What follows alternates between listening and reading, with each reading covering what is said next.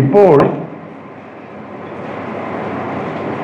നമ്മൾ ഒരു വ്യക്തിയെ പാർലമെന്റിലേക്ക് അയക്കുന്നത് അല്ലെങ്കിൽ അസംബ്ലിയിലേക്ക് അയക്കുന്നത് ഞാൻ നാട്ടു നടപ്പാണ്,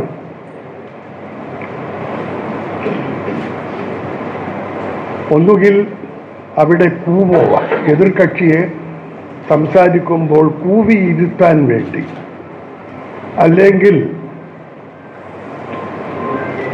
നടുത്തളത്തിൽ ഇറങ്ങി മുദ്രാവാക്യം വിളിക്കുവാൻ വേണ്ടി, അതുമല്ലെങ്കിൽ ശിവതാണ്ഡവം ചെയ്യുവാൻ വേണ്ടി. ഇതിനൊക്കെയാണ് നാം അസംബ്ലിയും അതുപോലെയുള്ള മറ്റിടങ്ങളും ഉപയോഗിക്കുന്നത്.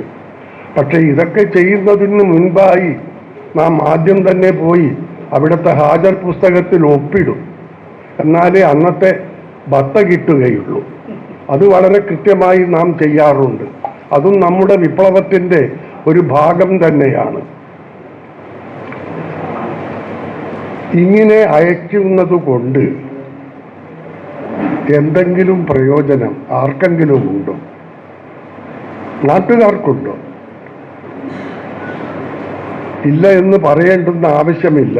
നമുക്ക് എല്ലാവർക്കും അറിയാം, ഒരു ജനപ്രതിനിധി അസംബ്ലിയിൽ അല്ലെങ്കിൽ പാർലമെന്റിൽ പോകുന്നത്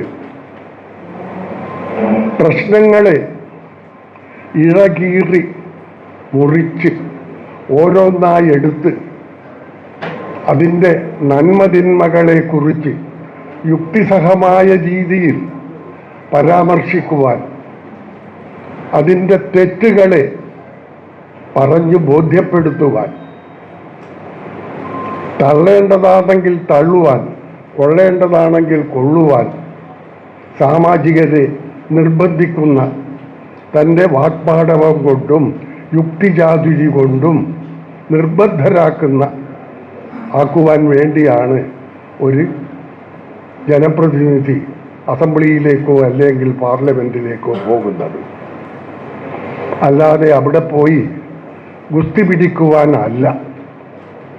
എന്നാൽ ഇതുകൊണ്ട് മാത്രമായോ തന്നെ തിരഞ്ഞെടുത്തയച്ച തൻ്റെ മണ്ഡലത്തിലെ ബേണിംഗ് പ്രോബ്ലംസ്, ഇമ്മീഡിയറ്റ് ഇഷ്യൂസ്, അവിടുത്തെ ജനങ്ങൾക്ക് അവശ്യം നേരിടേണ്ടി വരുന്ന വിഷമങ്ങൾക്ക് പരിഹാരം കാണുവാൻ വേണ്ട കാര്യങ്ങൾ ചെയ്തു കിട്ടുവാൻ വേണ്ടി പ്രയത്നിക്കുകയും കൂടി വേണം.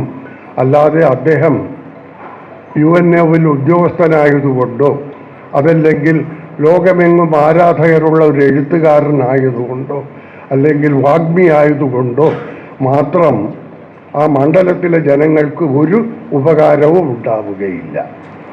നമ്മുടെ ഇന്നത്തെ തിരുവനന്തപുരം സ്ഥാനാർത്ഥിയായ ശ്രീ ശശി തരൂർ അദ്ദേഹത്തിൻ്റെ പാർലമെൻ്ററി ജീവിതം കൊണ്ട്, 3 തവണത്തെ പാർലമെൻ്ററി ജീവിതം കൊണ്ട് തിരുവനന്തപുരക്കാർക്ക് എന്തെങ്കിലും ഒരു ഉപകാരം ഉണ്ടായിട്ടുണ്ടോ എന്ന് കണ്ണൂർക്കാരനായ ഞാനല്ല പറയേണ്ടത്, നിങ്ങളാണ് അത് അനുഭവിച്ചറിഞ്ഞിട്ടുള്ളത്. കണ്ണൂർക്കാരനായ ഞാൻ മനസ്സിലാക്കിയിട്ടുള്ളത്,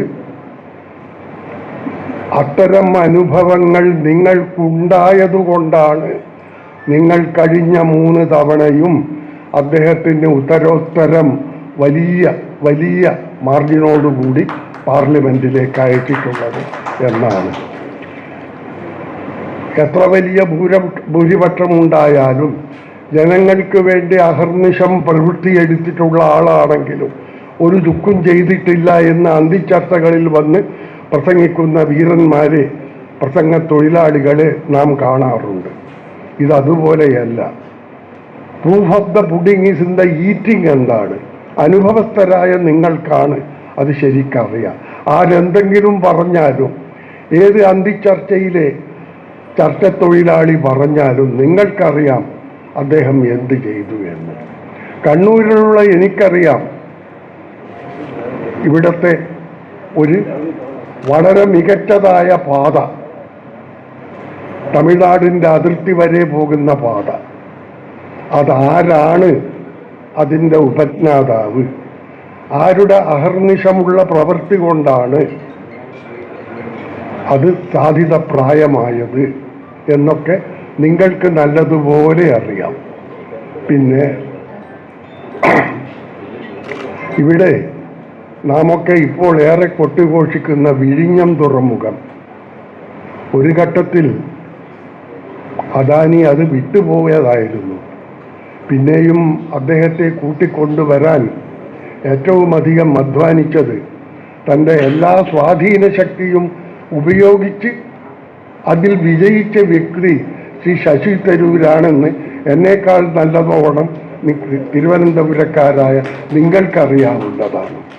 ഇനി ടെക്നോ പാർക്ക് പോലുള്ള പ്രശസ്തമായ ഇടങ്ങളിൽ ഇന്ത്യയിലും ഇന്ത്യക്ക് വെളിയിലുമുള്ള ലോകപ്രശസ്തമായ കമ്പനികളിൽ നിന്ന് പ്രഗത്ഭരെ ഇവിടെ കൊണ്ടുവന്ന് അവിടെ തുടങ്ങുവാനും അവരുടെ വ്യവസായ സംരംഭങ്ങൾ തുടങ്ങുവാനും അങ്ങനെ നമ്മുടെ ചെറുപ്പക്കാർക്ക് ഒട്ടേറെ സാധ്യതകൾ ഉണ്ടാക്കിക്കൊടുക്കുവാനും ശ്രീ ശശി തരൂർ ചെയ്ത സേവനങ്ങളും നിങ്ങൾക്കറിയുന്നതും ഞാൻ പറയേണ്ട നിങ്ങൾക്കറിയുന്നതാണ്.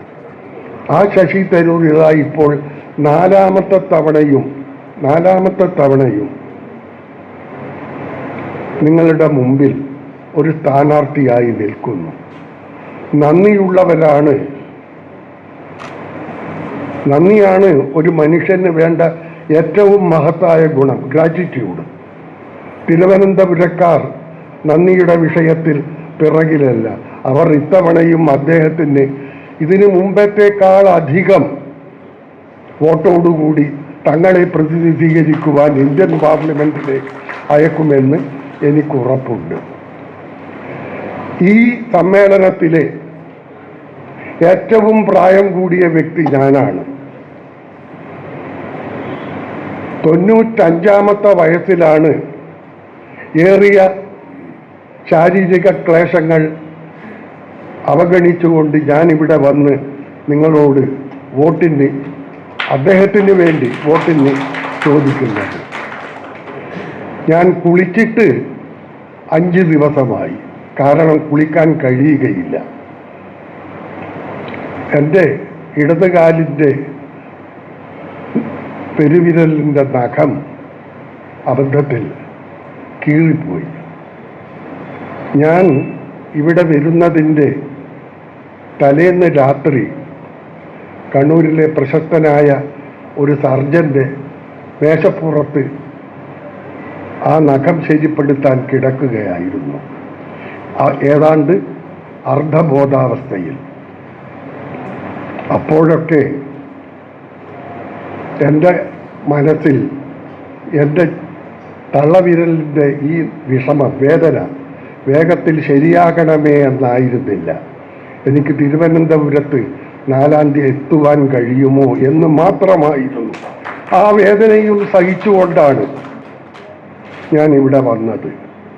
നാളെയും കുളിക്കാൻ കഴിയില്ല, നാളെ മടങ്ങിപ്പോകും, നാളെയും കുളിക്കാൻ.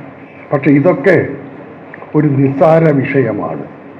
നമ്മൾ ഇന്ന് അഭിമുഖീകരിക്കുന്ന അത്യന്തം ഗുരുതരമായ പ്രശ്നങ്ങളെ ആലോചിക്കുമ്പോൾ ഇതൊക്കെ നിസ്സാരമാണ്. ഞാൻ എതിർകക്ഷികളുടെ ഒരു ഗുണദോഷങ്ങളെക്കുറിച്ചും പറയുന്നില്ല, അവരെ വ്യക്തിഹത്യ ചെയ്യുവാൻ തുനിയുന്നില്ല. നമ്മുടെ സ്ഥാനാർത്ഥിയുടെ യോഗ്യത, നിങ്ങളെ പ്രതിനിധീകരിക്കുവാൻ അദ്ദേഹത്തിനുള്ള യോഗ്യത, അത് മാത്രമേ ഞാൻ പറയുന്നു. അത് വേണ്ടതിലധികം ഉണ്ട് എന്ന് എന്നെക്കാളും നല്ലവണ്ണം അറിയുന്ന നിങ്ങൾ ഈ ഇലക്ഷനിൽ കഴിച്ചതിനേക്കാളൊക്കെ ഉപരിയായി അദ്ദേഹത്തിൻ്റെ വോട്ട് ചെയ്യുവാൻ, വിജയിപ്പിക്കുവാൻ ശ്രമിക്കണം എന്ന് അപേക്ഷിച്ചുകൊണ്ട് എൻ്റെ വാക്കുകൾ ചുരുക്കുന്നു. എല്ലാവർക്കും നല്ലത് വരട്ടെ എന്ന പ്രാർത്ഥനയോടുകൂടി.